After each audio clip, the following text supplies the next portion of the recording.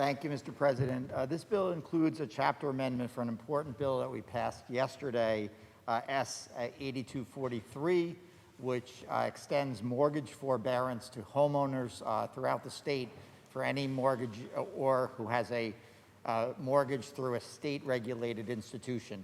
It's a very important part of our larger effort this week to ensure that people are secure in their homes and they are not unduly burdened by the financial hardship that has resulted for many from the COVID-19 pandemic.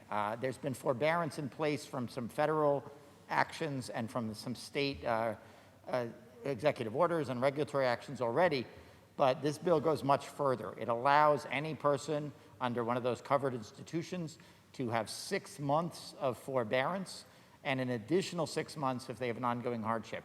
Moreover, unlike the existing forbearance, it means that the payments at the end of the forbearance period that are due will not be due right as the forbearance ends.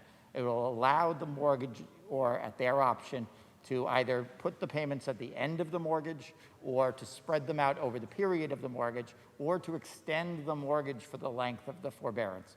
So, for example, Mr. President, if the mortgage is currently, if you have 6 months of forbearance and the mortgage is currently scheduled to expire in January of 2040, they'd be allowed to extend it to July 2040. We think it's a very important step. We had a lively conversation about renters and homeowners and other people experiencing difficulties related to the cost of their housing. We're certainly not done with those conversations. We have a lot more work to do, but this is a big step forward and grants homeowners some real relief. So I'm very proud to support it, and I want to thank that this chapter amendment results is an indicator of the end of a negotiation with the Assembly and the Senate and the Governor's Office, and the Governor's Office has been helpful in making some adjustments to the bill.